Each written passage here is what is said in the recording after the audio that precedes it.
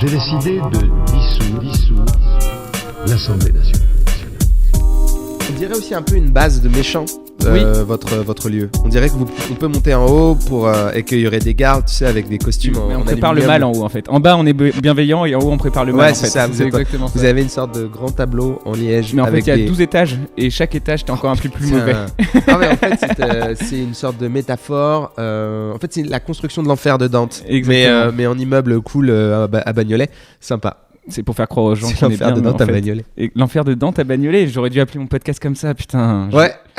Franchement, c'est un bon titre. L'enfer de Dante à L'enfer de Dante à Bagnolet, Bagnolet, c'est ouais. bien mieux. Ouais, c'est vraiment cool comme titre parce que il y a le côté Bagnolet qui est un nom, ça sonne mignon Bagnolet. Et l'enfer de Dante, ça peut avoir l'air cool si t'as jamais vu le tableau. En fait, c'est la baise. Exactement. Vraiment, c'est pas très cool. Non, l'enfer de Dante. Bah, vas-y, c'est quoi Ouais, l'enfer de vas-y. Dante Ouais, exactement Bah, en fait, c'est les différentes strates Ouais, de c'est l'enfer ça. que Ok. Dante a imaginé, qu'il a lui-même tiré de la Bible. Il a fait, je crois, alors je sais pas si c'est pas lui qui a fait le tableau, hein, mais il y a un tableau bon, tu sais, c'est genre, moi les informations que j'ai, je les ai pas de mes cours d'histoire, hein. C'est vraiment genre, je les ai de Inferno avec Ouais. Tom Hanks, tu vois. Ok. Mais Qui est un très bon professeur. ça marche, Le hein, meilleur ça marche. professeur du monde, Tom Hanks. Et chaque strate de l'enfer a son lot de torture et de peine et de souffrance, et donc c'est pas du tout cool. C'est terrible. Il y a l'endroit où tout le monde se fait brûler, il y a l'endroit où tout le monde est obligé de regarder toutes les émissions de Sacrée Soirée en boucle.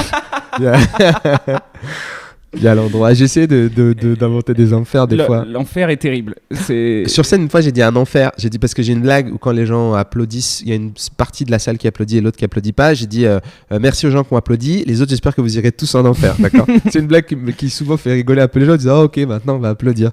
Et à chaque fois, j'essaie de rajouter ce que ce serait l'enfer pour moi. Ça marche pas souvent, mais il y a une fois où ça a vraiment marché. Où j'ai une super réaction. J'ai dit vous savez l'horrible enfer. Vous irez en enfer. L'enfer où vous êtes obligé de manger toutes les ordures que vous avez créées. Ah. Et les gens ont juste fait un truc genre oh, ils ont imaginé ce que ça pourrait être, je pense, et il y a vraiment eu un lent et long genre T'as inventé l'enfer écologique. c'est horrible. T'imagines un enfer où c'est toutes les ordures que t'as fait depuis que t'es bébé. Ça commence par tes premières couches Exactement. et ça finit par il y a des vélos et tout. Mais Il y a des trucs que ça commence t'as par tes premières couches, ça finit par tes dernières couches en Ouais. fait. Voilà, C'est ça. on est dans C'est l'enfer vrai, c'est ça. écologique. Ouais. Putain, ok, putain, je pensais pas qu'on commencerait par parler d'enfer. Désolé, de- moi non Ah, plus, bah non, c'est- pas désolé, c'est bien. Ok. Les strates de l'enfer, on est là. En vrai, en gros, j'ai fini le dernier truc avec Panayotis qui aime beaucoup ce que tu fais. Ah. Et on en a parlé un petit peu en amont. Et du coup, je lui ai demandé s'il avait une question pour toi, Ah ouais. pour commencer le truc. Il y en avait une. Et en fait, du coup, il connaît bien ce que tu fais et il sait que ce que tu fais est teinté un peu d'absurde, entre guillemets. Ouais, Mais ouais. j'aime pas ce mot parce que ça renferme dans une case alors que c'est pas vraiment de l'absurde, c'est ce qui sort de ton cerveau.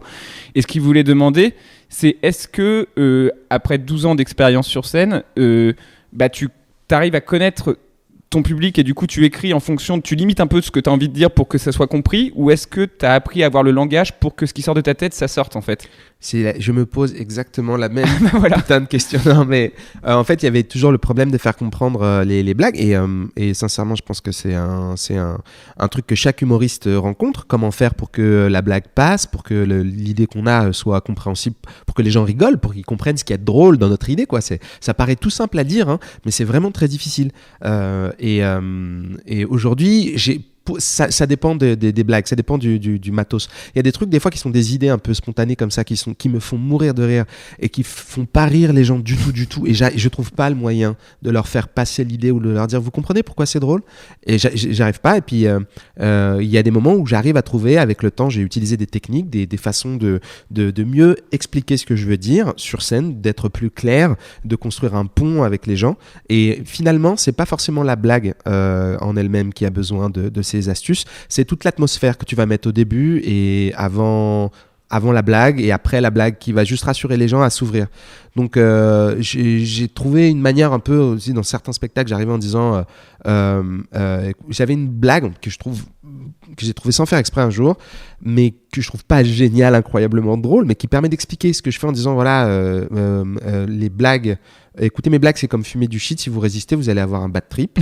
C'est juste une façon de dire, s'il vous plaît, essayez d'avoir l'esprit ouvert. Même si vous trouvez pas ça intéressant immédiatement, accordez-moi quelques temps, quelques mots de répit, sans me juger tout de suite. Et puis peut-être qu'après, ça passera. Bah, parce que je l'ai vu exactement, parce que j'ai eu la chance de venir faire ta première partie à Bourg-la-Reine pour un festival d'humour. Et on est devant une salle de 150 personnes. Et c'est effectivement à Paris, on arrive à trouver des salles où il y a des gens qui viennent voir du stand-up qui sont habitués. Là, c'est plus des gens qui sortent voir un spectacle. Oui. Et du coup, je t'ai vu effectivement apprivoiser le public petit à petit, quoi. Et c'est vrai que c'est un moment où tu dois. Alors voilà, ça va se passer comme ça. Et c'est vrai que le moment où tu sors mes blagues, c'est comme du shit. C'est le moment où les gens ils sont ah oui, ok. Ça, en fait, ça leur donne juste une façon de voir le spectacle. Ouais. Ça donne un filtre, en fait. Et moi, j'avais jamais pensé à ça avant parce que c'est un peu. C'est pas du tout pour juger les gens ou avoir une sensation de croire que je sais comment ils pensent, mais je pense que quand moi je regarde des spectacles, comme j'ai vu beaucoup de stand-up, j'ai l'habitude de donner du crédit à l'artiste et de dire je vais essayer de pas me faire une idée immédiatement. Peut-être qu'il va m'emmener dans un univers personnel, donc ne se faisons pas une idée tout de suite, ce serait nul. Et parce que des fois on rate des gens comme ça. Putain, on passe à côté de super moments. Et moi j'essaie de dire ça aux gens, mais en essayant de faire une blague avec pour qu'ils aient pas l'impression que je me la raconte en disant les gars, rentrez dans mon délire. Ce serait tellement pas cool de dire ça, rentre dans mon délire. Ça a l'air tellement prétentieux et c'est très dur de trouver une façon de le faire. Donc voilà, c'est ce que j'ai. Et il y a certaines fois où je me restreint aussi parce que je sais que ça va pas passer. Et moi j'ai des blagues avec plusieurs formes. Il y a vraiment plusieurs formes. C'est-à-dire que comme j'écris beaucoup sur scène, il y a la blague avec la forme la plus absurde ou la plus folle va être même en essayant des nouvelles choses jusqu'à ce que ça rate en fait. Et je m'arrête une fois que ça a raté. Et après je dis ok, ça a raté, je passe à la blague numéro 4. Maintenant, tu vois ce que je veux dire ? Tu pars du bas et tu remontes petit à petit. J'arrive comme disent... comment on traduirait ça ? On va dire un rire de plus. Tu fais ta première phrase, t'expliques quelque chose. Après je dis ok, j'ai eu un rire, super. Je continue, je rajoute un petit quelque chose sur la première phrase. Ok, comme un petit Lego, comme un Jenga. En fait, tu fais un Jenga. Ok, tu fais ton petit Jenga. Tu dis ok, j'ai retiré un truc, ça marche encore, jusqu'au moment où je prenais l'image souvent d'un chewing-gum que tu essayes d'étaler. Tu essayes d'étaler la pâte. Au début, tu as une pâte, une boule. Et il y a des gens qui vont accepter que cette boule-là. Et il y en a d'autres qui disent ok, vas-y, essaie de l'étaler jusqu'au moment où il y en a plus, ça marche plus. Et il faut que tu prennes un autre bout de pâte à modeler. Ça veut rien dire ce que je dis, mais pour moi c'est un sens. Non, j'ai parfaitement compris. Étirer, c'est sûr que de toute façon c'est le but après d'étirer au maximum pour avoir le rire final entre guillemets quoi. Mais ça c'est. C'est le but d'essayer, voilà. Et je suis hyper heureux. C'est les moments qui me rendent le plus heureux, je pense, sur scène. T'as même inventé une soirée pour ça. Voilà, exactement. La première fois où les gens peuvent essayer des choses et essayer d'étirer le plus possible. Mais je suis pas heureux parce que je me dis que je suis drôle. Je suis heureux parce que je me dis que je suis compris. Et c'est vraiment le seul problème que j'ai moi avec l'existence. Si j'arrive à régler ça, je pense que je serais très très content. Mais j'ai envie d'en venir là parce que j'ai vraiment cette sensation là et c'est un truc que on se connaît mine de rien maintenant depuis assez longtemps parce qu'on s'était croisés au moment où j'étais un peu débutant sur un plateau. C'est vrai. Il y a longtemps on avait déjà bien discuté etc. Et depuis on se croise souvent. Et effectivement moi j'ai toujours senti ça chez toi et c'est un côté effectivement incroyable parce que c'est cette volonté d'être compris à tout prix, c'est-à-dire même tu le dis même, t'as même un passage où tu dis voilà l'humour c'est la preuve de notre humanité et que l'humour c'est universel et il y a cette volonté d'universalisation de ce que tu fais et d'où ça devient ça, cette volonté d'être compris à tout prix à ton avis? En fait c'est pas vraiment une volonté, je pense que c'est plus un besoin d'être compris pour se sentir appartenir au monde en fait, en se disant qu'on n'est pas différents les uns des autres, c'est quelque chose de très réconfortant. Et moi, je cherche ce réconfort-là, donc à me dire que mon esprit n'est pas différent du tien ou de celui du public, que je peux croiser. Et donc, avoir un rire du public, pour moi, ça ne veut pas dire « Oh, c'est génial, qu'est-ce que t'es drôle, c'est super, oh là là, t'es trop fort ». C'est plus se dire « Oh, ils ont compris ce que je veux dire ». Donc, ça veut dire qu'on est un peu pareil. C'est très réconfortant d'appartenir à ce groupe qui est fictif, qui appartient à l'espace d'une soirée, à un truc, tu vois, une sorte d'événement. Ça va être un spectacle, ça va être une soirée d'humour, ce que tu veux. Mais c'est un groupe qu'on a créé tous ensemble. On rit ensemble, on appartient à la même espèce. C'est quelque chose qui me réconforte. Je sais pas pourquoi. Je sais pas pourquoi j'ai besoin de ce réconfort-là, mais c'est quelque chose qui me réchauffe vraiment. C'est important pour moi. Et du fait que j'ai du mal à m'exprimer, les gens n'acceptent pas quand je dis que j'ai du mal à m'exprimer, parce que verbalement, j'arrive à dire beaucoup de choses. Mais en fait, je pense sincèrement que j'ai du mal à exprimer les idées que j'ai avec les mots que j'ai. Ok ? Et donc, en faisant ça, en allant sur scène et en parlant, déjà, je me sens accepté avec les idées que j'ai. Donc, plus l'idée est débile, comme je te disais, plus l'idée est un peu folle et arrive pas à passer, plus je me dis, je vais essayer de la faire passer. Plus l'idée est absurde et stupide, et quand elle passe, plus la sensation d'être accepté et la sensation, ce réconfort dont on parlait est génial. Voilà, on appartient au même moment, vous avez compris. C'est pas une idée bizarre, c'est juste une idée que tout le monde peut capter. Mais peut-être que je pense que c'est la recherche de tout le monde, de se sentir compris dans ce que tu fais et de trouver un sens dans ce truc-là. Est-ce que toi, t'as une idée là, de stand-up ou un passage que tu as tenté à plusieurs reprises et que toujours les gens comprennent pas et que tu te dis merde, encore. Est-ce que tu as ton texte qui date d'il y a longtemps et qui est le texte qu'un jour il faudra que les gens comprennent, ou est-ce que... Non, en fait, là j'essaie de réfléchir peut-être à des blagues, mais il y a surtout un truc qui est kiffant, c'est que récemment, je me rends compte que il y a des moments où je croyais que les gens comprenaient pas, mais en fait je savais juste pas vendre la blague, j'étais juste mauvais. Et en me revoyant, j'ai vu des bouts d'anciens spectacles et j'étais là, waouh, c'est nul. Et en fait, il y a une blague que j'adore maintenant, que je fais sur scène avec la confiance. Okay. Voilà, c'est le mot que je cherchais. Plus tu fais quelque chose, même si c'est des omelettes, si t'en fais pendant longtemps, au bout d'un moment, t'as plus confiance en toi. Tu vois ce que je veux dire ? C'est juste ta confiance. Ça veut pas dire qu'on est super, c'est juste on a confiance. Tu dis voilà, les œufs, je sais comment ça marche, je vais les casser. Même si je mets de la coquille, je vais pas paniquer, je vais l'enlever, je vais l'acheter. Tu vois ? Alors que la première fois que tu fais une omelette, t'as l'impression que c'est impossible. Ouais, comment on va prendre ces trucs qui sont couleur peau, chair, cette poêle, ce feu, cette huile, c'est brûlant, mais vous êtes des malades. Tu vois ce que je veux dire ? La première fois que j'ai fait des pâtes, j'étais en panique, mec. J'étais en vraie panique. J'étais là, mais c'est dur, c'est censé devenir mou. Tu vois ? C'est censé devenir mou comment ? C'est censé, tu vois ? Quelle est la bonne texture ? Personne sait. Et maintenant que j'ai pris l'habitude de faire certaines choses, comme me mettre devant des gens en ayant l'air confiant ou sûr de moi, et en paniquant pas immédiatement si les gens rigolent pas, ou même si j'ai un regard hostile, ou si des gens baillent. Il y a une période où je dis, oh mon Dieu, ils baillent, et j'étais tout de suite en colère contre eux. J'étais là, mais pourquoi tu bailles ? C'est déjà difficile. Tu sais, comme s'ils me devaient le fait de me calculer. Et il y a plein d'exemples de ma vie qui disent que personne ne te doit rien du tout, en fait. Oui. Et les gens, ils peuvent bailler, ils peuvent envoyer des SMS. Ok, il y aura toujours le moment où peut-être je vais mal le prendre, parce que je suis une personne, que j'ai des émotions, que je suis un humain. Mais en vrai, quand je rentrerai chez moi, je dirais non, le gars, il fait ce qu'il veut. Il fait ce qu'il veut. Tu peux essayer de contrôler la situation le max que tu peux. Mais j'ai eu tellement d'exemples où il y avait des gens, pas par rapport à moi, hein, mais moi j'étais spectateur. Et il y avait des gens que j'admirais sur scène. J'ai été fan. J'étais là, on est obligé d'être attentif à ces gens-là. C'est des génies. Et les gens s'en battaient les couilles, mais tellement fort. Ouais. J'avais l'impression qu'ils regardaient vraiment le décor d'une aire d'autoroute. Ils textaient, ils parlaient entre eux. Et j'étais là, what ? Je dis ok, c'est tellement subjectif et ça n'a pas de règles que on n'a pas à réclamer l'attention des gens. On en parlait. En ayant cette expérience-là, et vraiment je suis désolé, je fais des phrases de 7 heures, mais en ayant cette expérience-là, je me rends compte qu'aujourd'hui j'ai pris plus l'habitude de supporter ça, et donc j'ai moins peur, un peu moins peur. J'ai toujours le trac, toujours les problèmes de tout le monde. J'essaye de reproposer la même idée et elle a vraiment bien marché. Okay.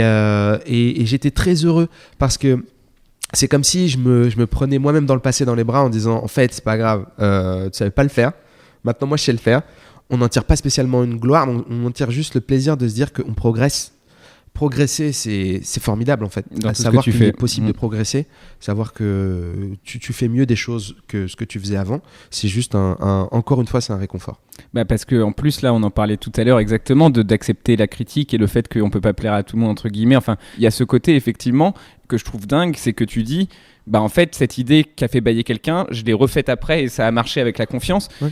Dans un monde où, je pense, les gens quand ça marche pas, ils font autre chose. Et toi, tu as tenu à ton idée quand même. En fait, je sais pas je sais, il y en a certaines, je crois que je n'ai forcément. pas faites, mais la plupart du temps, j'essaye quand j'aime bien une blague, j'essaie de Se faire confiance. de travailler avec. Mine de rien. Exactement. Mais il y a des trucs que j'aime vraiment beaucoup dans certains. En fait, c'est ce que j'aime chez les comics, c'est entendre quelque chose. Je me dis, tiens, c'est cool ça. C'est vraiment une idée que j'apprécie, que j'avais pas entendue avant, ou en tout cas pas fait comme ça, ou c'est quelque chose d'un peu personnel. Et moi, il y a des blagues que j'adore de ce que je fais. Des fois, où j'ai tu sais, c'est comme, je sais pas, c'est comme avoir une blague avec un ami où tu dis, ah, c'est une blague débile, c'est complètement idiot. Je sais pas pourquoi ça me fait rire, mais ça me fait vraiment beaucoup rire. Et t'essayes de la faire marcher, quoi. Parce que tu penses que c'est comme quelque chose d'important, alors que c'est idiot. Tu pourrais juste couper ça et te dire, ok, reste avec ce qui fonctionne. Ça vaut plus le coup. C'est pas pratique, c'est pas intelligent de faire ça. Mais ça va avec l'émotion et ce que tu cherches en fait sur scène, quoi. Avec l'émotion et avec le fait que là t'en parles avec un recul de plusieurs mois ou plusieurs années, et après on parle pas du fait qu'effectivement quand tu rentres chez toi le soir après ce moment-là, il se passe pas ça dans ta tête. Le moment où c'est abidé quand tu rentres le soir, c'est vraiment un moment où t'as envie, tu remets en question toute ta vie, quoi. Mais c'est clair, c'est autre chose. Mais quoi. C'est incroyable. Ouais, tu remets en question toute ta vie tout le temps. C'est un drôle de taf en fait. C'est un drôle de taf qui toi t'a amené aussi parce que encore une fois c'est maintenant 12 ans que tu prends le micro, je crois à peu près, enfin 10-12 ans, avec voilà une. Enfin, je veux dire, un côté où effectivement tu parles à n'importe quel stand-up ou je sais pas quoi, tu fais partie des référents, enfin des gens qui font beaucoup rire et qui sont là depuis longtemps et qui ont une éthique de travail. Enfin voilà, bon, c'est dur à dire en face et je vais pas insister là-dessus. Mais moi je suis trop content si c'est ça, hein, c'est super. La vérité. Mais et toi, du coup, bizarre, t'as fait le choix, entre guillemets, enfin si tu veux, un truc con par exemple.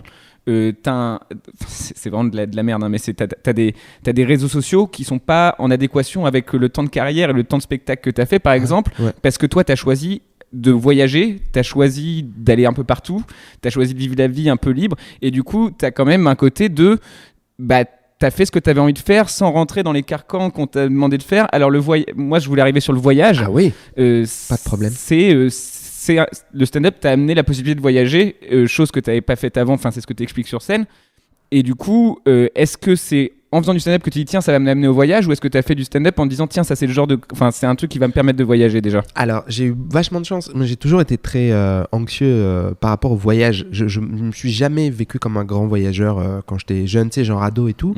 J'ai pas fait les voyages que plein de mecs faisaient autour de moi et les activités de groupe, genre on part, c'était pas dans ma tête, c'est pas inné parce que j'ai toujours une certaine anxiété socialement. J'ai mis du temps à comprendre comment ça marche avec les gens et comment tu peux juste avoir des contacts sympas et normaux et tout, et à s'exprimer, tu vois, vraiment correctement. Donc j'ai mis vraiment un temps à me dire c'est cool de voyager. Mais les voyages que j'ai faits, les premiers vrais voyages que j'ai faits, je les ai faits par l'entremise d'aller faire des tournées de stand-up, de se déplacer pour raconter des blagues. Et c'était à la fois un peu flippant de partir en tournée parce que tu dis ouais je sais pas ce qui va se passer, et en même temps j'ai tellement apprécié le fait de partir en tournée et de jouer que ça m'a ouvert la voie sur ça peut vraiment être sympa de voyager. Moi j'aimais pas rester dans les hôtels quand on était avec le Comedy Club, par exemple quand on avait une date dans une ville, on reste forcément un peu dans un hôtel ou dans la salle.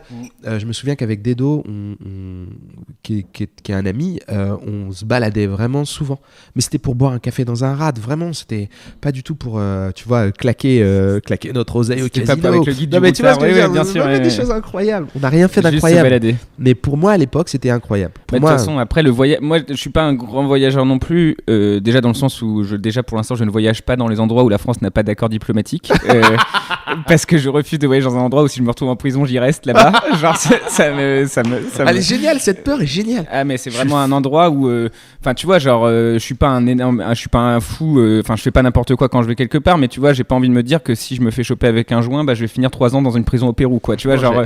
Mais j'adore cette façon de penser parce que tout le monde a des façons de se sécuriser quand ils vont à l'étranger ou quand tu sors de ta zone de confort, t'as besoin d'avoir des petits verrous, des petits trucs de calme et de se dire j'ai pas envie me retrouver. Il faut qu'il y ait un accord diplomatique. Je trouve ça vraiment très intéressant. Ouais, bah, en tout cas, c'est vraiment un truc que tu vois. Je suis allé aux États-Unis, je suis allé dans toutes les grandes villes d'Europe. J'ai bougé un peu avec le boulot dans les pays, au Maroc, en Tunisie. Mais j'ai jamais été en Amérique du Sud ou en Asie du Sud-Est pour ce genre de peur où je me dis tiens, j'ai entendu trop d'histoires de Français qui se retrouvent en prison pendant 5 ans quoi. Ouais. Bon bref, je dépasserai un jour cette peur et le but de parler de toi dans tous les voyages. Du coup, t'en as même fait un documentaire du coup quand même qui est assez dingue que j'ai vu il y a un petit mois. Et un documentaire où tu vas faire du stand-up dans 8 pays dans le monde, où tu vas rencontrer des stand-uppers dans 8 pays dans le monde. Déjà, d'où te vient cette envie déjà de raconter le stand-up mondial en fait? Alors, moi, je suis un énorme fan de Eddie Izzard. C'est une personne qui pour moi a beaucoup compté parce que justement, le surréalisme qu'il développe dans ses spectacles, c'est quelque chose qui m'a permis de continuer à jouer. Alors, il y a des moments où j'avais vraiment envie d'arrêter. De jouer parce que juste ça passait pas et j'avais l'impression que ce que je faisais sur scène ne correspondait pas à ce que les gens avaient envie de voir et donc j'avais une sorte de rejet. Et lutter contre le rejet, il faut être vraiment déterminé. Il faut avoir confiance en soi et être déterminé à faire l'action qu'on fait, peu importe que ce soit dans la boulangerie ou dans le stand-up, ok ? Peu importe ce que tu fais dans la vie. Et Eddie Izzard, juste voir son travail me donnait de l'espoir parce que je me disais c'est quelque chose qui ressemble à ce que moi j'ai envie de faire sur scène dans le fait de pousser des idées extrêmement loin dans le surréalisme. Lui il appelle ça le surréalisme, alors je dis comme lui. Je dis surréalisme. Oui. J'ai jamais su définir un peu les trucs de stand-up, donc voilà. Je connais Wildliner. J'aime bien dire ça. Wildliner ou storytelling, j'aime bien dire ça. Mais sinon, tu sais quoi, je trouve que c'est bizarre à chaque fois qu'on définit. Au bout d'un moment, on tombe en rade en fait de définition. Et puis tu sais, ça peut paraître très entre nous et tout ça. Il faut comprendre que c'est parce que les gens sont passionnés qu'ils cherchent des mots pour définir les éléments qu'ils voient tout le temps. Tu vois, c'est comme tu parles avec des gars qui aiment bien le vin, ils vont te sortir 70 trucs, tu comprends rien, mais quand ils te font goûter le vin qu'ils kiffent, tu fais ah bâtard. Ok, c'est bon. Donc Eddie Izzard a cette idée-là depuis très longtemps de jouer partout dans le monde. Et moi j'ai eu la chance de le rencontrer et j'ai même eu la chance de faire des premières parties. Et en tant que personne qui est fan, c'est comme jouer avec un Jedi en fait. Pour moi vraiment je le vois comme un Jedi parce que c'est un mec qui a l'air d'avoir, en tout cas il a cette sensation là, pour moi quand je le vois, d'avoir dépassé certains soucis d'ego et il est très calme, c'est quelqu'un et très gentil avec le monde qui l'entoure. Ça paraît idiot de dire ça. Non, c'est pas idiot. C'est pas tout le monde. Qu'est-ce que tu appelles souci d'ego déjà? Je pense que quand tu es un grand artiste, ou quand tu es quelqu'un qui a beaucoup de succès, ou quand tu es mené à devoir parler devant beaucoup de monde et avoir une sorte de pression de médias, tu as besoin d'avoir un ego assez fort pour pouvoir assumer ce que tu fais ou ce que tu dis. Et puis, il y a des gens qui ont aussi juste un ego énorme de la vie, ou comme ça, quoi. Non, bien sûr, non, mais parce que tu as parlé de ça et tu as associé ensuite après au mot gentillesse et que je trouve dingue parce que le mot qui irait avec spontanément dans les discours qu'on entend ensemble aujourd'hui, c'est bienveillance. Et tu as utilisé le mot gentillesse. Et moi, je pense que c'est un meilleur mot que bienveillance parce que la bienveillance peut être hypocrite alors que la gentillesse, elle est pure. Une bienveillance qui vient de la gentillesse, c'est une bonne bienveillance, mais il y a des bienveillances hypocrites. Et du coup, moi, je comprends. Effectivement, genre cette gentillesse qui se ressent chez lui, que j'ai rencontré qu'une seule fois, et chez toi, c'est des choses qu'on ressent quand on rencontre les personnes. La première fois que je l'ai rencontré en personne, c'était intéressant parce que tout le monde a des gens qu'on respecte dans la vie, peu importe ce qu'on fait. D'accord, il y a des gens qu'on admire, qu'on respecte. Peu importe le métier, la vie, peu importe où on est, il y a certainement, on lit un livre, on se dit la personne qui a écrit ce livre-là m'a apporté des choses. Je trouve que c'est une personne qui a une sagesse, ou peu importe, d'accord. Tout le monde a ça. Moi, j'ai eu la chance de rencontrer une personne que j'admirais beaucoup. Quand je le rencontre, je m'attends au pire. Parce que j'ai rencontré aussi des gens que j'ai admirés avant et avec qui j'ai eu des moments où je me suis dit ah bah tiens, ils correspondaient pas forcément à l'image que j'avais en tête. Ça arrive, c'est pas grave, c'est des personnes, c'est des êtres humains. Ils ont des bons côtés, ils ont des mauvais côtés. Et lui en fait m'a fait un effet très positif parce qu'il était optimiste. Et était, comme tu dis, bienveillant ou gentil. Et surtout, il y avait cet aspect de je vais pas parler de moi pour rien, j'essaye de connecter tout ce qui se passe à quelque chose de philosophique. Et c'est quelque chose que j'apprécie. Tu sais, j'ai vu un documentaire sur Jodorowsky qui parle de Dune. Tout son travail, il le connecte à quelque chose de philosophique. Je pense que Jodorowsky a un ego aussi gros que l'Amérique latine, je pense, ou l'Australie. Et pourtant, quand il te parle, il y a des moments où tu dis bon, le gars est fou, le gars est complètement dingue, ou le gars est dangereux, parce qu'il y a des moments dans les yeux où moi il m'a fait peur dans le documentaire. Non, le mec, à un moment donné, quand il s'énerve parce que il dit vas-y, je me casse, je parle pas au genre il a la rendez-vous avec les Pink Floyd, je sais pas quoi, il s'embrouille avec les Pink Floyd, il dit mange un burger et moi je viens t'amener le meilleur film du monde qui va changer l'humanité, toi tu manges un burger. Et en fait, il a mis un coup de pression au Pink Floyd et apparemment ça s'est bien passé après. Parce qu'ils avaient besoin aussi d'un coup de pression peut-être. Oui. Peu importe, mais comme tout le monde a... Ce truc d'ego peut être hyper négatif. Et peut être quelque chose où les gens peuvent paraître désagréables ou un but d'eux-mêmes. Et je ne l'ai pas vécu avec Eddie, ça a été vraiment un truc... Et Dedo était avec moi quand on l'a rencontré. Et on en a parlé ensemble, tu vois. C'était un truc de « Ah putain, il est cool !» On a parlé avec lui 20 minutes sur un trottoir après un spectacle. Et on s'est juste dit, il est cool, c'est quelqu'un de très détente, très cool. Et ça faisait juste plaisir à voir. Parce qu'on avait une image du show business et du spectacle et du succès qui avait un rapport à la violence. Parce qu'on voyait des gens avec des gardes du corps. Donc on t'associe quand même star, garde du corps, donc star, violence, signe extérieur de richesse. Parce qu'ils étaient souvent à la télévision, je te parle des années 90, les années 90, début des années 2000. Le fait d'avoir du succès, c'est le fait d'avoir de l'argent, c'est le fait donc d'être exposé à de la violence aussi. Tout ça mélangé nous faisait dire ah ouais, ça doit être dur d'être une star ou c'est normal qu'ils soient un peu imbus d'eux-mêmes parce qu'après tout ils ont des problèmes. Et Eddie avait zéro garde du corps alors qu'il remplit des stades, il faisait Wembley, tu vois. Zéro garde du corps. Wembley.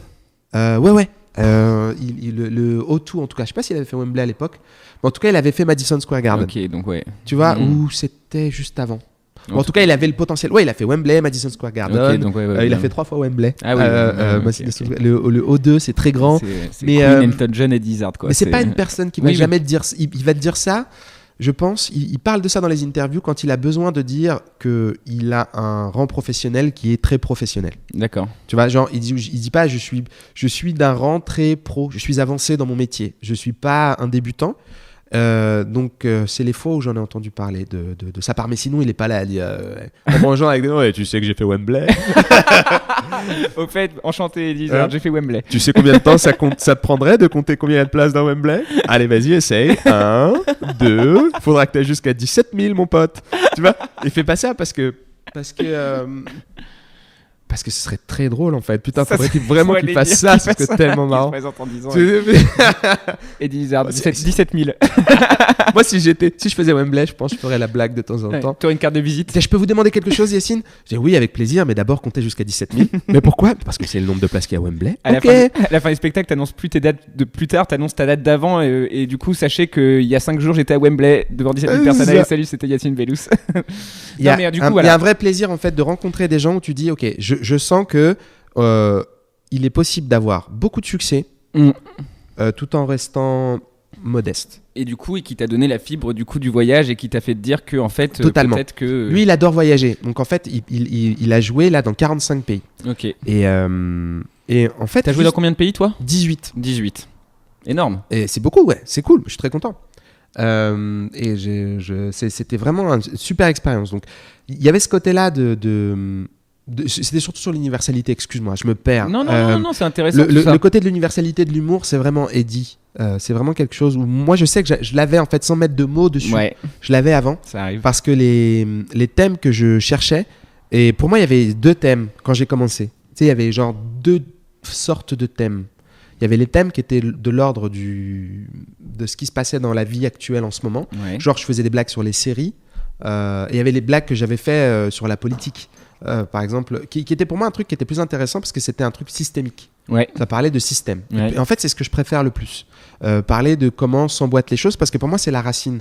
C'est-à-dire que je préfère parler de comment fonctionne le système politique, d'où sont tirées nos croyances. Tu sais, parce qu'on a genre, la démocratie c'est génial, la dictature c'est nul. Ok, tu vois, ok, mais pourquoi? Et est-ce qu'on peut rigoler de ça? Je suis d'accord, la dictature c'est nul. Est-ce que c'est possible d'avoir une dictature cool? Tu vois, c'est un peu rigolo d'imaginer des choses comme ça. Et quel est le système? Plutôt que de parler de Manuel Valls en particulier, et de me concentrer sur une phrase qu'il aurait dit, mais parce que je ne sais pas le faire. Moi j'adore écouter, par exemple, Pierre-Emmanuel Barré. Il va faire des blagues avec quand il faisait des trucs à la radio, avec son co-auteur oh mon Dieu, j'ai plus le nom à l'instant même, mais je l'aime d'amour. C'est pas grave, ça va revenir dans un instant. Et voilà, donc j'aime beaucoup écouter ça parce qu'il va dire ouais, il s'est passé ça et ça, et il va dire des blagues sur des faits très établis. Mais moi, toi, t'as envie de... mais je les admire. Ouais. Genre, je frappe dans mes mains, je dis putain, c'est incroyable. Comment vous faites? Bravo, c'est des génies. Je serais incapable de faire ça. C'est pourquoi j'essaie d'éviter les chroniques. Oui, ok.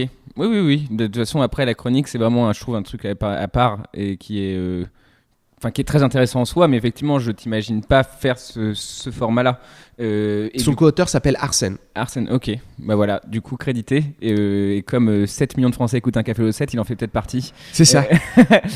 En tout cas, juste pour revenir rapidement sur les voyages, et après, on parlera du coup, effectivement. Là, je suis là, ouais, excuse-moi. Non, c'est pas grave. C'est pour savoir, est-ce que toi, t'as eu un endroit où t'as fait du stand-up ou un pays qui t'a particulièrement. Parce que j'avais envie de parler un peu de Japon avec toi, parce que j'ai l'impression que c'est quand même. Enfin, t'as l'air d'avoir un gros truc avec ce pays. Et j'adore le Japon. Et il y a beaucoup d'amis là en ce moment qui y vont. Effectivement, j'ai l'impression que c'est une destination qui. Mais tout le monde kiffe le Japon, mec. T'es obligé de kiffer le Japon. Bah, c'est le genre de pays que j'ai pas fait. Qu'est-ce qu'il y a de fou avec le Japon qui fait que de plus Clairement, en plus de potes pour moi, le Japon, c'est une autre planète. Donc, Ok. t'arrives dans une autre planète. En fait, pour moi, je décris le Japon comme un appartement. Ok. En fait, l'aéroport, c'est la porte d'un appartement qui s'appelle le Japon. Ok. Et tous les Japonais sont en coloc dans un appartement. Ils ont des maisons, tu vois, mais c'est pas des vraies maisons, genre l'intérieur, l'extérieur. Dehors, c'est propre, mais t'as jamais vu ça. Et je dis ça parce qu'en France, on est sale. Ouais. Et il faut qu'on s'en rende compte, il faut que ça change plus. On fait des efforts, je crois, mais en fait, on est un peu sale quand même. Oui, non. Ouais, Et, ça- et le Japon est tellement organisé qu'au début, c'est extrêmement agréable et après, c'est un peu effrayant. Ok. Parce que quand C'est tu trop restes, en fait, quand tu te rends compte pourquoi c'est organisé comme ça et à quel point ils ont des façons d'être en fonction de ta classe sociale, d'où tu viens, qui tu es dans la vie, et comment c'est très difficile de rester. D'abord, si t'es un étranger là-bas, rester, c'est très dur. Qu'au bout d'un moment, c'est un peu effrayant. Mais au début, là, je veux dégoûter personne. Le kiff est hallucinant parce que t'as une sensation de liberté et de sécurité que moi j'ai jamais vécu ailleurs, et la sécurité là-bas est assez incroyable. Bah ça c'est un chiffre qui m'est resté de mes cours des géopolitiques, mais de quand j'avais 20 ans, que en fait les crimes dans les pays occidentaux en moyenne sont résolus à 40%, et c'est 90% des crimes qui sont résolus au Japon, quoi. C'est-à-dire que c'est un endroit apparemment effectivement c'est très sûr. ouais. Ça rassure, ça. En fait, comme tu es un étranger là-bas, t'es ce qu'ils appellent un gaijin. Ok. Ils ont un nom pour toi spécial étranger. En fait, déjà l'histoire du pays est très intéressante. Je vous invite à regarder tous la vidéo là de History Ouais. of Japan. History of Tu Japan, vois, qui est ouais, incroyable. voilà, c'est incroyable. Et là, il a The Way fait of King. Oh, l'histoire The Way du of King. monde. Ouais. Là, il a fait l'histoire du monde. Ok, je l'ai sais pas pas si t'as vu. Non, j'ai vu le Japon. L'histoire moi. du monde est géniale. Ouais, genre l'histoire du Japon est incroyable. Ok, ouais. Je mettrai en lien. Le Japon est vraiment tellement particulier. Ils sont pas tout roses, hein, d'accord. Ok. Mais c'est un endroit assez particulier. Donc, je pense que le début au Japon est kiffant parce que tout est organisé pour que tu te sentes à l'aise. Comme tu es un étranger, eux, dans leur culture, ils doivent faire en sorte que tu te sentes bien. C'est poli. C'est des gens très polis. Ça veut pas dire que c'est des gens gentils du tout. Ça veut dire que c'est des gens très, très, très, très polis. C'est un peu comme les Anglais. Ok. Un Anglais va jamais être ultra violent et hardcore directement. En tout cas, moi, je l'ai jamais vécu. Mais il peut te faire comprendre de façon assez élégante qu'il n'est pas content de ce que tu dis ou que faut que tu arrêtes de parler comme ça parce que sinon ça part en vrille. Tu vois. Exactement. Ou, puis s'il snap, à un moment donné, il peut te crier dessus et avoir l'accent Ça arrive. de, Oui, je vois ce que tu veux de dire. l'Est de Londres et s'embrouiller avec toi. Et de faire le fuck you avec les deux doigts qui font comme ça, Je tu sais, connais pas ça. pour les archers. Ok. Tu sais, Ah oui. ça veut dire tu mets les deux doigts en l'air, ça veut dire nous avec le majeur. Ok. Et donc au Japon, tu es forcé de kiffer. Partout où tu vas aller, les gens vont prendre soin de toi et vont faire en sorte que tu te sentes à l'aise. Donc forcément, c'est très agréable. Et tu as même l'impression que t'es un mec génial, tu te balades, Ok. tout le monde est gentil avec toi. Mais quand tu comprends que c'est parce que t'es un étranger et qu'ils le font par politesse, au bout d'un moment, ça gâche un peu le plaisir. Et puis après, au fur et à mesure, tu vois des mauvais côtés. Mais je conseille à tout le monde d'aller au Japon. C'est devenu moins cher maintenant. Apparemment. C'est devenu accessible. Avant, c'était juste un rêve de pouvoir aller là-bas. Maintenant, ça va, quoi. C'est possible. Avec Ok. un peu d'économie, on peut. Bah écoute, ça sera peut-être un de mes prochains voyages. Tu parles beaucoup du coup, enfin on a parlé de l'histoire du Japon, de s'intéresser, tu t'as parlé du fait que t'aimais les blagues systémiques et t'intéressais à tout ça. Avec Dedo, t'as lancé un programme qui s'appelle l'histoire racontée par des chaussettes Ouais, en 2007. c'est ça. Nouvelle série, nouvelle Ça saison sort là, ouais. 2018, donc avec 11 ans d'intervalle. Déjà bravo parce que Merci. c'est en indépendant en plus cette saison-là quoi. Vous avez fait ça seul et enfin avec vos moyens à vous, etc. Ça c'était une volonté d'être en indé là-dessus. Alors on l'a fait tout seul. C'était une volonté d'être indépendant, mais on l'a pas fait avec nos moyens. Oui, nous, bien sûr. On l'a fait avec les moyens des. Merci beaucoup. Vous êtes tous formidables. S'il y a des gens qui écoutent ça, qui ont participé au Ulule, du Ulule, c'est-à-dire que c'est des gens qui nous ont donné de l'argent. Et donc on a juste demandé des sous. On a dit voilà, on aimerait bien faire une saison nouvelle de l'histoire racontée par des chaussettes. Mais on a besoin d'argent parce que ça coûte de l'argent. Alors on s'est fait charrier parce que mais c'est des chaussettes, ça coûte rien les chaussettes. Et l'autre est là non en fait. Il y a Nadia Raymond qui doit créer des chaussettes, qui est une costumière qui doit prendre donc des chaussettes effectivement qui coûtent pas beaucoup d'argent, mais qui doit ensuite les peindre, créer des costumes dessus, faire des mini costumes pour des mini vêtements, pour des mini marionnettes. C'est dur. Ah ben c'est dur et puis d'autant plus que quand on regarde la vidéo que je vous invite à tous regarder, limite elles ont des émotions quand vous arrivez. Non mais tu vois, vous arrivez à les sourcils un peu bas, les sourcils un peu hauts. Enfin vous arrivez à faire une émotion quoi. Ouais. Et du coup moi il y a une question c'est parce qu'après dans ton spectacle tu parles aussi beaucoup d'histoire, on y reviendra sûrement, mais il y a ce truc de trouver dans l'histoire. Enfin, je pense que comme ça doit venir avec Dedo et toi quand vous discutez, c'est en mode, par exemple, l'histoire de Judas et Jésus, je prends une histoire parmi les autres, c'est de vous dire, putain, c'est vrai que la veille de Jésus qui se fasse crucifier, en fait, il traitait encore Judas comme un pote. Et c'est ce moment-là où vous dites, ça c'est drôle et on y va. Ouais. Ah, c'est drôle de faire ça. Mais donc, vous cherchez les petits moments dans l'histoire où vous dites, tiens... Exactement, mais c'est quelque chose qui vient des Monty Python, qui vient de Eddie Izzard, qui vient de tout ce qu'on a pu voir et apprendre en regardant d'autres formidables séries qui traitent aussi de ça, parce qu'en fait, ça te fait relativiser, et c'est quelque chose qu'on kiffe avec Dedo. C'est ce moment-là où tu te sens appartenir à toute l'humanité, parce que tu peux relativiser et tu peux te reconnaître dans un personnage qui est historique, qui a vraiment existé et qui était une personne, et rendre quotidien des moments un peu qui ont été sacralisés avec le temps, et désacraliser un peu les choses. Ça permet de dire que l'histoire du monde, c'est l'histoire qui continue maintenant, et que nous on sera dans l'histoire, et que c'est kiffant pour nous. Donc, grave. Là dans la nouvelle saison on a fait des tas d'épisodes historiques comme ça, mais pour nous aussi les jeux vidéo ça fait partie de... Pokémon il est incroyable. Pokémon, quand le mec cite tous les Pokémon, genre, le moment le plus drôle c'est quand regardez l'épisode Pokémon, vraiment vous allez mourir de rire. Alors non, le moment le plus drôle pour moi qui est Will Ferrellien, c'est la télécommande 1, 7, machin, 1, 6, machin, 7, non il n'y a pas. C'est génial ça. Vous avez dû mourir de rire en l'écrivant. On a beaucoup ri, et je dis c'est génial, mais c'était vraiment pas pour moi, c'est parce qu'en fait on a écrit avec Dedo et Navo pour cette saison-là qui était sur Golden Moustache, et en fait le moment de la télécommande il était cool parce que on avait la chance de travailler avec Navo, et c'est cool en fait quand tu travailles avec des gens qui comprennent vraiment où tu veux aller, ce que tu veux faire, et qui justement ne vont pas te censurer, parce que Navo me disait il va falloir que ça risque d'être refusé ça. En fait nous on doit montrer les épisodes au milieu du montage, parce que c'est pas nous qui payons, c'est la personne qui a l'argent qui a le droit de dire ce que tu fais. C'est la vie. Mais c'est cool de le rappeler, c'est bien de l'accepter vite en fait dans ce métier. Moi j'ai mis du temps, vraiment un temps fou, et donc il dit l'épisode est très très marrant, mais le moment où il y a beaucoup la télécommande là, c'est je pense ça va être difficile. Et nous avec Dedo on était là, c'est des barres, et Navo était là, je sais très bien, je suis au courant, j'ai vraiment l'information, mais je pense que peut-être ça va être remis en question juste en étant vu quoi, en disant c'est un peu long, c'est un peu relou. Et avec Dedo on était là, c'est tellement marrant, et Navo dit je sais, et en fait il a fait bon ok, je vais mettre mon crédit dessus. Ce qu'il a fait, c'est qu'il a vraiment appuyé.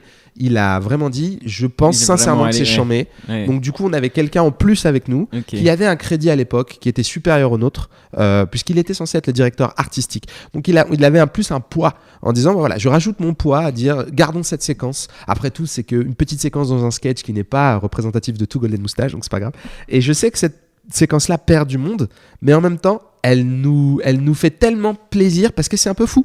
Perd du monde, et puis les gens que ça ne perd pas, c'est des gens qui sont absolument fans après, parce que tu peux pas ne pas être fan après une minute de... Parce qu'en fait, pour rappeler la scène, si vous avez pas regardé, il y a 6 numéros sur la télécommande, et je crois que c'est la voix de Dedo qui est l'inventeur, et la voix de Yacine qui lui dit de quoi faire, et en fait il lui dit change la chaîne et mets la 1, il t'appuie sur 1, 2, 1, 6, 2, 5, et ça s'arrête jamais quoi. Et c'est incroyable. Je me suis demandé quand est-ce que ça allait s'arrêter la première fois que j'ai vu quoi. Ce qu'il y a d'incroyable avec le fait de travailler avec Dedo, c'est que moi je suis obligé de l'arrêter sur les running gags. Il pourrait faire ça pour de vrai vraiment sans rigoler, 45 vraies minutes, il pourrait le faire. La 7, la 12, la 1, la 2, la 1, la 2, la 1, la 3, la 4, la 2, la 1, la 7, la 1, et si je veux la 1, et la 3, la 2, et ben ça, il peut le faire pendant tellement longtemps. Et c'est pour ça que c'est un kiff de travailler avec lui. Et en même temps, des fois, c'est difficile parce Bien que je suis sûr. obligé de lui dire, je pense, c'est Un poil trop. peut-être, ou lui, des fois, il me le dit, tu vois, on est obligé de se dire, des fois, peut-être c'est trop, non? Après, Et, ça me fait penser à cette scène dans Borat où je crois que c'est une scène coupée ou une scène de Borat, je sais plus laquelle, mais où il est dans un magasin Ah et ouais, il dit cheese. What's this? Cheese. Et en fait, il y a un rayon de 20 fromages et en haut et 20 en bas, et il s'arrête à chaque fromage. What's this? Et le mec répond cheese. What's this? Cheese. Et ça s'arrête jamais. Pareil, il y a ce genre d'humour-là. Et par exemple, quand dans les Pokémon, tu cites tous les genres de Pokémon, genre le mec, et alors vous avez déjà pensé à des genres, il en cite 15, enfin, c'est très drôle quoi, c'est vraiment, et vous arrivez à voir l'absurdité dans l'histoire, que ce soit effectivement l'histoire jeu vidéo ou l'histoire nouvelle et l'histoire ancienne aussi quoi. Moi j'avais un pitch à vous proposer. Oui, bien sûr. Non, c'est plus pour en parler là, mais ça me fait marrer, c'est en gros, si j'avais un pitch à proposer pour l'histoire racontée avec les chaussettes, je prendrais cette histoire de Napoléon qui a fait venir le pape du Vatican pour se faire couronner, mais qui lui a expliqué dans un bureau juste avant le couronnement que c'est lui qui allait s'auto-couronner devant lui. Et j'aurais aimé avoir en chaussettes la discussion entre le pape et Napoléon. Le pape qui dit je suis arrivé pour te couronner, et Napoléon qui dit non, c'est pas comme ça que ça va se passer. C'est ça. Et ben avec joie. Non, mais c'est ce genre de petits moments de l'histoire qui sont drôles quoi. Mais moi en fait là, je suis vraiment fasciné par Napoléon. Il y a des choses que j'aimerais bien faire en stand-up là. C'est Napoléon, parler de Napoléon parce que ça me fascine. Et parler aussi des Hollandais. Les Hollandais, ils me fascinent.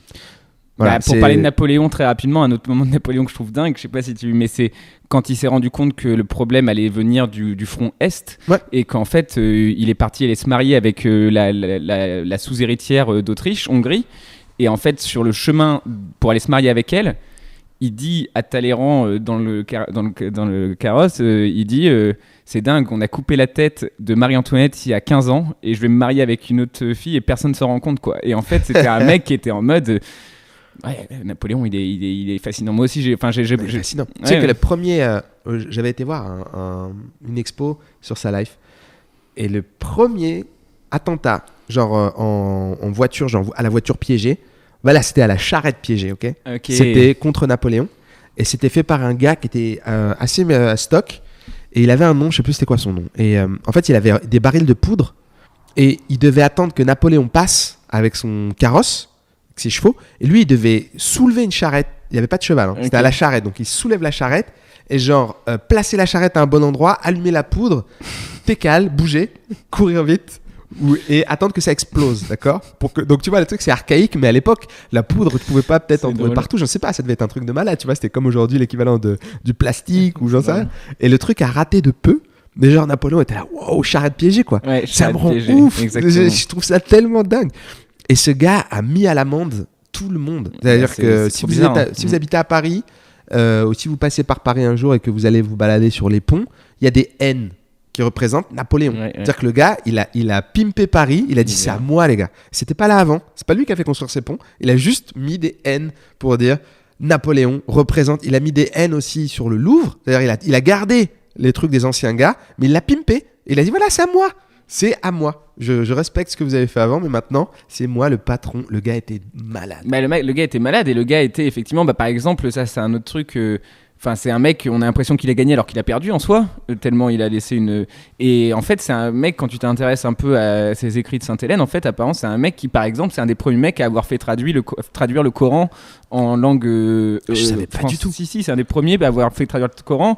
Et il y a même des rumeurs d'internet, mais des choses qu'on peut lire, comme quoi il se serait converti à Sainte-Hélène, à la religion musulmane, en fait. C'est-à-dire que c'est un mec qui, effectivement, était ouvert au monde et quand il a été en Égypte au début de sa carrière, c'est le moment où il a découvert que, enfin bref, c'est quelqu'un effectivement qui est fascinant, après sanguinaire, mais c'est fou. Je trouve que, en fait, je connais mal et pourtant je suis fasciné. Ouais, c'est ça. Et surtout pour l'image, parce qu'on a une image tellement positive, alors qu'en fin de compte, c'est un mec sanguinaire, le mec n'a pas fait que des trucs. C'est un mec sanguinaire, c'est ouf. Pour le moins. Ouais, non, c'est ouf. C'est très intéressant les perspectives et de voir à quel point on a tendance à suivre un peu les images qu'on nous donne. Et ça me fascine aussi. C'est-à-dire que les images un peu sacrées, un peu comment dire, emblématique, obligatoire. Je sais pas comment le dire, mais on est obligé de suivre ça en disant c'est génial. Ça m'intéresse. Et l'autorité aussi, j'aime bien, j'aime bien me questionner. Je suis pas un mec je vais pas agresser ou me remettre en question directement. J'aime bien me questionner en fait sur ça. Bah, ça, je pense que c'est très bien. Et t'as appelé ton spectacle Révolution en rapport et tu parles de la Révolution française un peu dans ton spectacle. Oui. Enfin, c'est-à-dire qu'effectivement, c'est aussi un moment historique. Qu'on a l'image de il y a des feux d'artifice qui pètent et on n'a pas l'image de il y a eu 10 ans de terreur et 10 ans où il y avait 3 groupes qui se coupaient les têtes entre eux quoi. Genre c'était effectivement l'histoire de France, mais du coup toi t'as quand même ce grand intérêt de l'histoire quoi. Tu veux vraiment ça m'intéresse, ça m'intéresse, mais ça m'intéresse juste parce que on a beaucoup de choses qui découlent de ça. Je suis pas un vrai historien, j'ai pas des vraies connaissances de dingue, mais il y a des faits et des éléments qui me disent juste on a vécu des périodes folles qui sont quand même cool et intéressantes à étudier, qui sont graves aussi, donc j'essaye de faire attention à pas dire des bêtises, tu vois. Par exemple, pour les chaussettes, on essaye vraiment de faire attention à pas dire n'importe quoi, ou en tout cas, quand on dit n'importe quoi, on essaie de faire en sorte que ce soit totalement évident que c'est n'importe quoi. Là, il y a un épisode qui se passe sur la Lune, et donc on dit n'importe quoi, et clairement, ça se voit. C'est pas possible que ce soit vrai. Donc voilà, mais c'est important pour moi de voir comment on a évolué, et ça me fait rire, ça m'amuse, et de chercher les êtres humains dans les images sacrées de Napoléon, tu vois, ou bien de la Révolution française, de Louis XVI, le pauvre. Tu sais que on a parlé de ça dans les chaussettes. Alors on peut dire ce qu'on veut et tout ça, mais il y a un moment où tu peux comment dire, te reconnaître avec c'est un être humain, tu vois, sauf si les gens disent que Louis XVI n'est pas un être humain. Bon, là on a un autre débat, tu vois, mais si tu es d'accord que c'est un être humain, même s'il est mauvais, même s'il a fait des choses mal, et ça on peut en débattre 16 000 ans, j'ai pas tous les éléments de sa vie, mais à un moment juste je sais qu'il avait un problème de prépuce, ce qui l'empêchait d'avoir des érections totales, et il pouvait pas avoir d'enfants. Et ça, la vie de ces gens-là dans la noblesse, c'était d'avoir des enfants. C'est-à-dire que si t'avais pas d'enfants, ton être, il servait à rien, tu sers à rien, gars. Tu peux pas avoir de descendants, mais dégage. C'était vraiment dur. Et il était fasciné par les serrures et la chasse. Sa vie, c'était les serrures et la chasse, mec.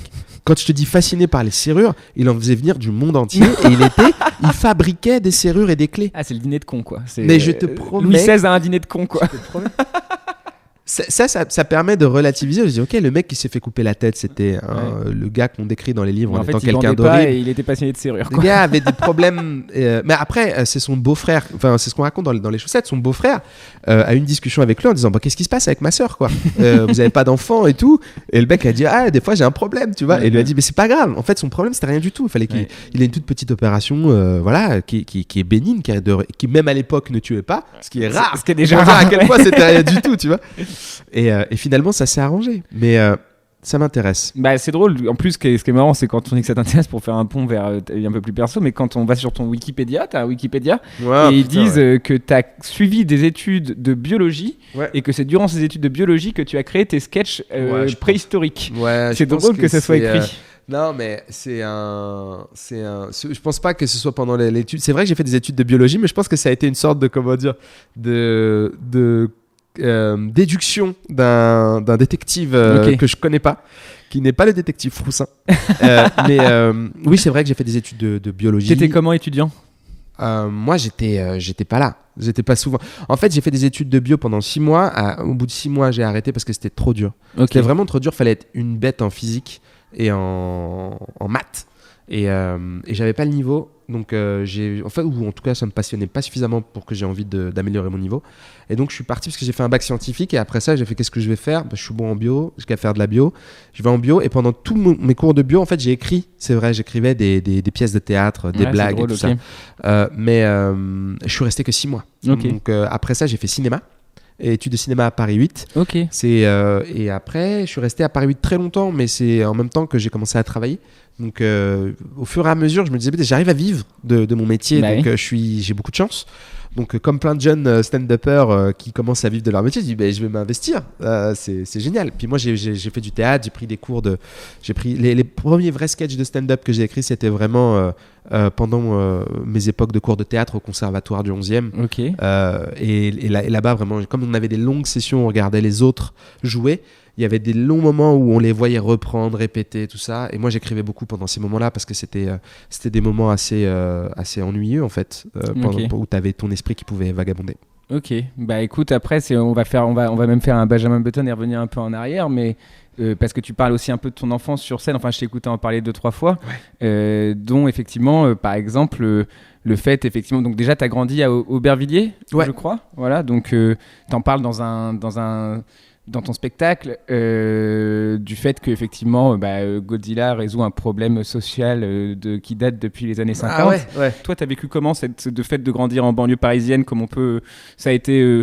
Toi, t'as vécu ça comme ça ou Non, en fait, je sais pas quelle est Avec la question exacte, mais je sais qu'il y a toujours un élément intéressant à donner sa perspective quand on a grandi dans un endroit précis qui a un peu des stéréotypes dessus, que ce soit la campagne, que ce soit la ville, que ce soit les petites villes, les moyennes villes, genre quand tu viens de Bordeaux, moi j'ai grandi à Aubervilliers et je sais qu'on avait déjà une réputation, donc ça veut dire que tu as un archétype, tu as une identité qui est précise quand tu vis dans une ville, peu importe d'où tu viens, tu as le délire de la ville qui vient avec toi, et Aubervilliers, la Seine-Saint-Denis, c'était pas bien vu moi quand j'étais plus jeune, c'est-à-dire qu'il y avait un côté, oui c'est dangereux, il y a des problèmes sociaux, il y a de la délinquance ou des choses négatives. Il n'y avait pas des choses positives.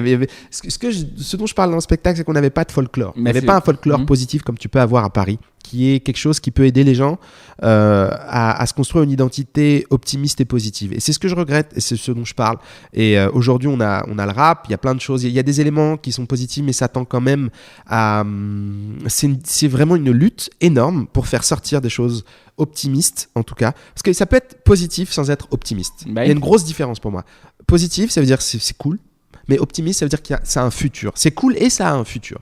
Et donc, quand j'étais plus jeune, Aubervilliers, tout ce qu'on entendait, tout ce qu'on voyait, toute l'image qui nous était renvoyée par rapport à la banlieue et à la Seine-Saint-Denis en particulier, c'était pas optimiste, c'était pas positif. Mais toi, ça t'a marqué et ça t'a donné envie de justement faire rejaillir un truc positif, ou est-ce que ça... Je saurais pas répondre à cette question comme ça, mais je sais qu'à travers mon travail, il y a souvent, et sans m'en rendre compte, quand je trouve des blagues, des références à ça, et des références au fait qu'il y a des inégalités qui, à l'époque... étaient marquantes pour moi, étaient grillées quoi. Et quand je parle de Godzilla avec les immeubles, moi j'ai vécu en immeuble, j'ai vécu en cité jusqu'à mes 12 ans et après on est allé dans un pavillon. Donc moi j'avais l'impression d'être un duc parce qu'on avait un pavillon, mais on avait un pavillon dans un quartier qui n'était pas du tout un quartier de riches.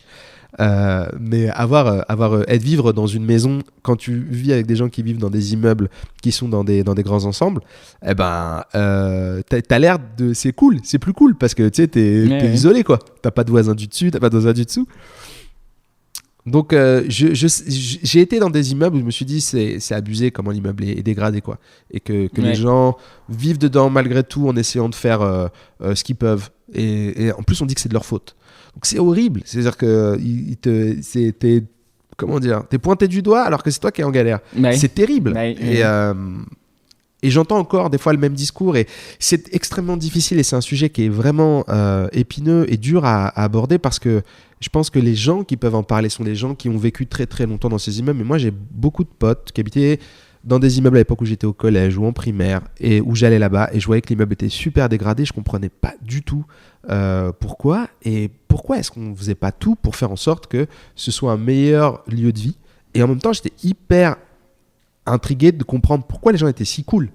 Parce que les gens étaient super cool. Et je me souviens que j'avais un truc qui me revenait souvent en tête dans mes premières tournées que j'ai fait parce qu'on allait souvent dans des hôtels luxueux, parce qu'on faisait des hôtels assez chics. C'était pas des Formule 1 quoi, c'était des trucs cool, tu vois. Et parce que c'était souvent associé à des grosses salles. Quand tu fais des grosses salles, t'as des bons hôtels. Et ça m'a frappé à Monaco. On était dans un vraiment bel hôtel. De voir que les gens qui t'accueillent dans l'ascenseur te disent ni bonjour ni au revoir, ils te regardent pas. C'est un truc, c'est bon, maintenant ça va. Ça peut paraître bête ce que je dis. Mais moi, c'est les premières fois que je prenais des ascenseurs dans des lieux un peu chics. Tu vois, je sais pas, j'avais 25 ans. Je dis, waouh, c'est stylé, tu vois. Quelqu'un qui appuie sur le bouton pour toi, etc. On a eu ça, tu vois. Mais le délire moi, j'allais à Stains, au Clos, voir un pote qui habitait là-bas, au Clos Saint-Lazare, et les gens disaient toujours bonjour, au revoir, ça va. C'était invariable. Tu rentres dans le truc, salut, bonjour, ça va ? Ouais, tu vas bien ? Ok. Quel étage ? boum, voilà. C'était tout le temps comme ça, avec un petit sourire, un petit ça va. Et tu vas dans un monde très huppé où tu dis, normalement, ça devrait être pareil. Pourquoi ce serait différent, tu vois? Et il n'y a rien à voir. Les gens te calculent même pas. Ça m'a toujours étonné, ça. C'est marrant parce qu'on en revient avec, en fait, tu as peut-être une recherche, parce que c'est ce qui revient avec le Japon, en fait, c'est que tu as un besoin de politesse, en fait, de la part des gens, je crois. Ouais, je suis un mec susceptible. Non, mais c'est vrai. C'est pas une question de susceptibilité, je crois, c'est une sensation de se sentir bien là où t'es, en fait. C'est que je pense que tu prends beaucoup les énergies, en fait, qui arrivent, et qu'en fait, une énergie comme je te dis pas bonjour, ça peut te refermer immédiatement, quoi, comme moi, hein, d'ailleurs, hein, c'est pas propre à toi. C'est certainement, mais j'étais. En tout cas, l'exemple que je viens de citer, pour moi, c'est vraiment le fait de dire pourquoi est-ce qu'on pointe des gens du doigt alors qu'ils sont censés être moins éduqués, ce qu'on entend à la télé, à la radio, c'est censé être moins cool.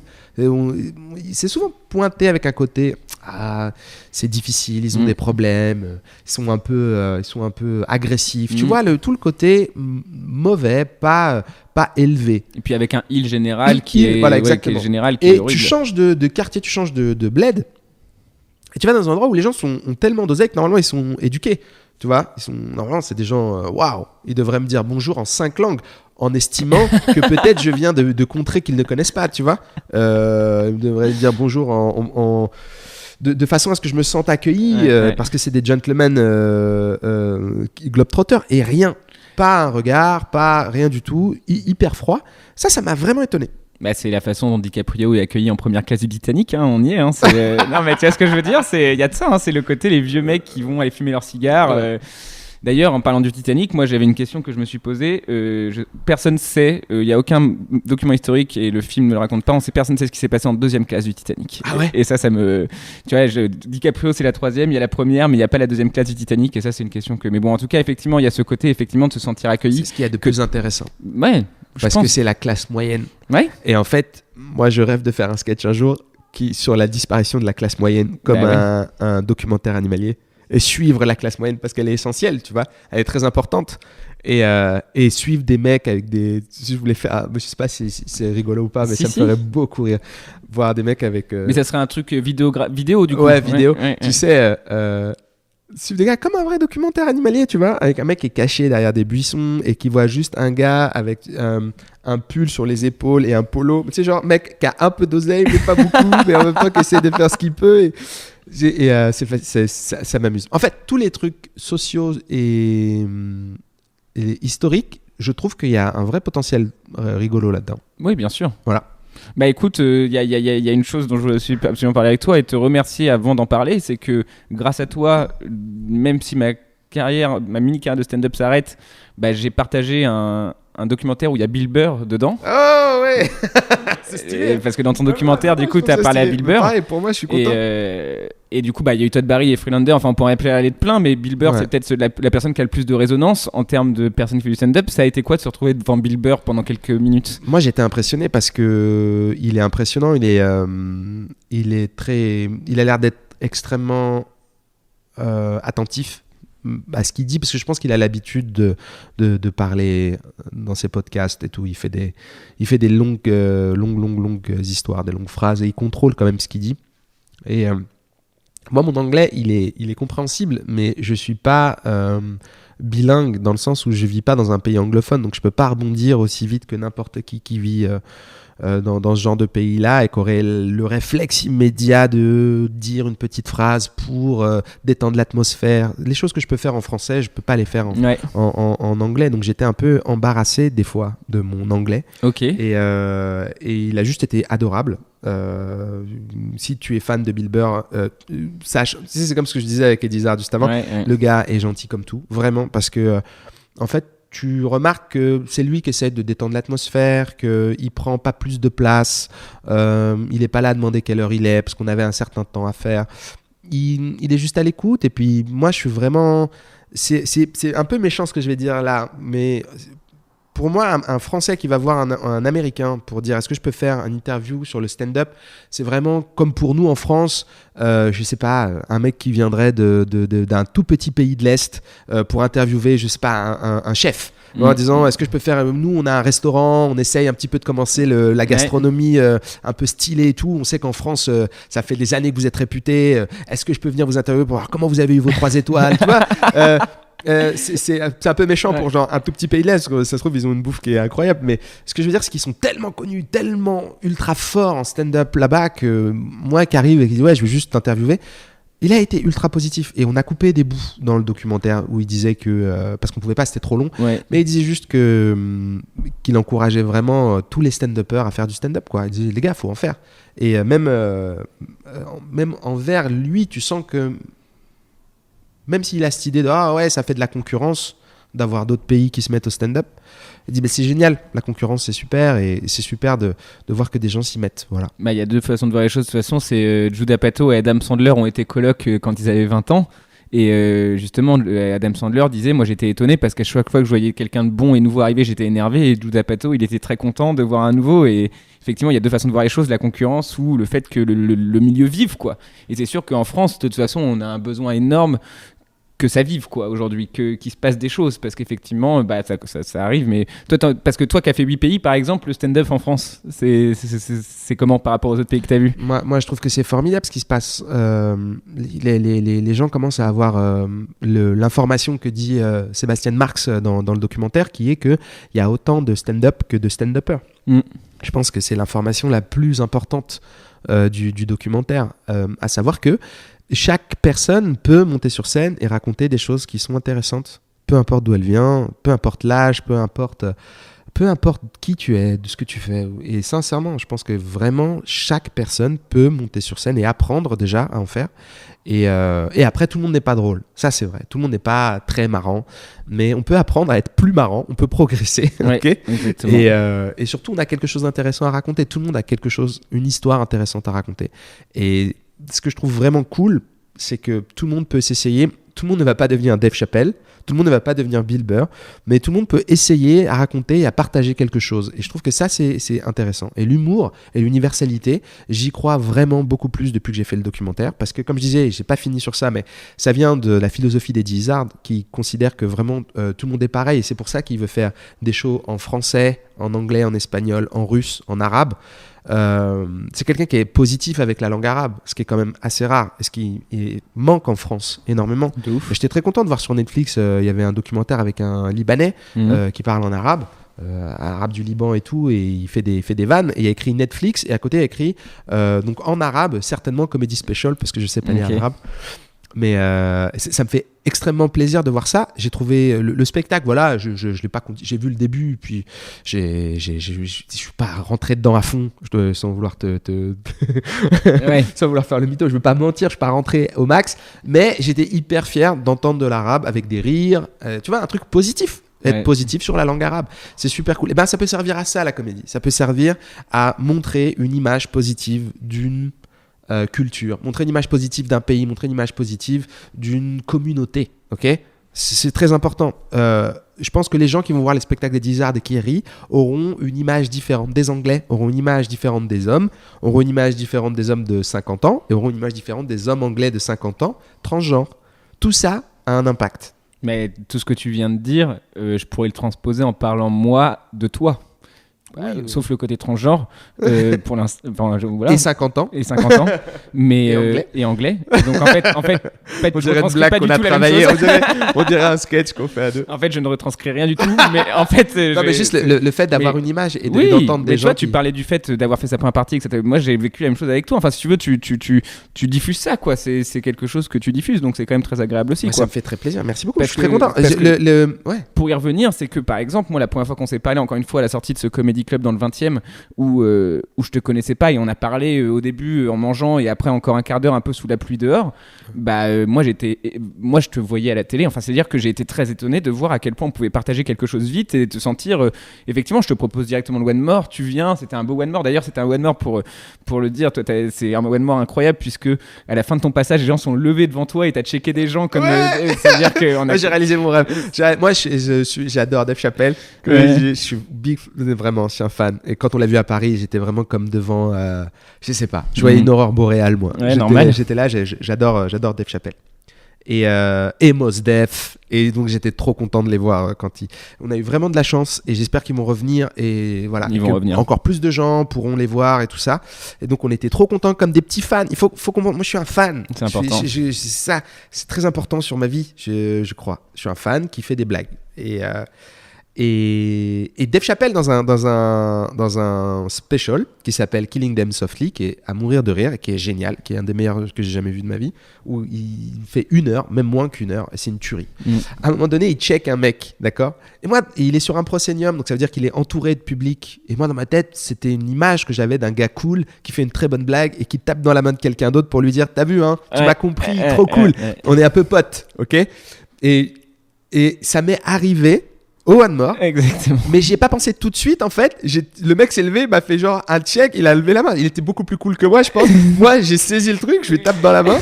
Et après, je dis merde, j'ai fait pareil que dans. C'est-à-dire que j'ai réalisé le rêve de taper dans la main d'un des mecs du public. Pour plein de gens, c'est rien du tout. Ça peut paraître stupide, Non, mais et pas intéressant ou j'en sais rien. Mais pour moi, c'était tellement cool de checker un gars parce qu'il a compris la blague que j'ai fait. On était dans le même moment ensemble, c'était une sorte d'une bulle temporelle où tu captes tout. On est devenus potes le temps d'une accolade, d'un check. Et c'est le sens de ça, quoi. Ce qu'il disait Richard Pryor, il disait c'est dingue parce que je vais mal le dire, ok, je vais mal dire la citation, mais en gros il parlait aux gens, il disait, vous voyez là, tout se passe bien entre nous. Je sais pas combien vous êtes 1000, je suis tout seul, on parle, tout le monde s'amuse, tout le monde on a un super bon moment. Et puis dehors, on se déteste. On a vraiment un problème, nous les êtres humains, tu vois. Ouais, c'est la phrase qui me fait penser à dire comment vous. C'est impossible d'être raciste parce que c'est déjà assez dur d'être une personne, donc ça sert à rien d'être raciste. Tu vois ce que je veux dire ? Il y avait un peu ce côté-là, effectivement, c'est assez fou. Et une des dernières questions que j'avais, c'est parfois t'écris juste sur tes réseaux sociaux amour. Ouais. Et c'est tout. Ouais, en fait, ça vient de. Il y a un artiste ça vient pas du tout de moi, le principe de ça. C'est qu'il y a un artiste qui écrivait Amour dans les rues de Paris. Je connais pas son nom. Et à un moment, moi, je le voyais tout le temps. Moi, je sortais de soirée ou d'avoir joué. Je voyais tout le temps écrit Amour. Et je disais, ça, c'est réconfortant. C'est appréciable. Il se passe rien. Juste, ça m'a fait penser à Amour, tu vois. Donc je crois vachement aux influences. Okay. D'accord ? Et tu lis un truc positif ou tu lis un truc gentil, c'est pas mystique, c'est rien du tout. C'est juste que dans ton cerveau, comme tu as lu Amour, tu as pensé Amour, après ça va te faire rire, peut-être que tu trouves ça con ou tu dis ce que tu veux, mais en tout cas il se passe quelque chose qui va te faire penser autour de ce thème-là. Ouais. Si tu lis Ta mère, tu vois, moi ça va être très drôle, Ta mère. Moi je pense à Ta mère, on avait tellement de bons Ta mère avec mes potes, on se vannait tellement que toute la ramification de mon cerveau autour de Ta mère, ça va être marrant. Mais il y avait Amour, et à un moment donné je voyais plus ça. Okay. Et apparemment le gars, je crois, ou la personne, je sais pas si c'était un homme ou une femme, je sais plus. La personne qui faisait ça le faisait plus. Okay. Parce que je crois que soit elle a arrêté, soit elle est plus là. Okay. Et en fait je suis pas sûr de ça. Moi j'étais là, mais c'est nul, c'était super d'avoir ça. Donc moi j'ai dit, je vais taguer sur Twitter, et j'écrivais Amour, en espérant que d'autres gens écrivent Amour et retweetent Amour et que tout le monde écrive Amour en fait. Okay. Et juste pour essayer de perpétuer ce truc-là qui m'avait moi fait du bien, en me disant peut-être que les autres vont le reprendre, quoi. Et ce serait génial que les gens le fassent beaucoup, qu'ils écrivent Amour ou Pomme de terre ou ce qu'ils veulent, mais un truc positif et juste très joli, ça m'a fait plaisir. Bah écoutez, écrivez Amour sur vos... Grave, écrivez Amour. Ouais. Et, ouais. Et pour terminer, moi j'ai... après, c'est vraiment comme tu veux, et sinon on finira sur le mot amour, mais j'aimerais beaucoup qu'on termine ce podcast avec ta voix de Anchorman des années 50, parce qu'elle me fait beaucoup rire. Et si tu pouvais souhaiter une bonne fin de podcast aux gens, de mettre 5 étoiles et d'en parler autour d'eux avec la voix du Anchorman, et que je termine là-dessus, ça serait incroyable. Si t'es pas dans l'ambiance et que ça marche plaisir. Pas de problème. Et du coup voilà, bah écoute, merci en tout cas d'être venu, et on laisse notre animateur des années 50 terminer ce podcast. Yacine, merci beaucoup d'être venu. Eh bien, merci Louis Dubourg. Vous venez d'écouter un café Holo 7. Un café Holo 7, ce podcast fait recette. S'il vous plaît, laissez 5 étoiles sur la plateforme de téléchargement iTunes. Merci de nous suivre, de faire passer le mot. Ce podcast est un podcast représenté et présenté par Louis Dubourg. Louis Dubourg vous dit amour. Je crois qu'après avoir vu ça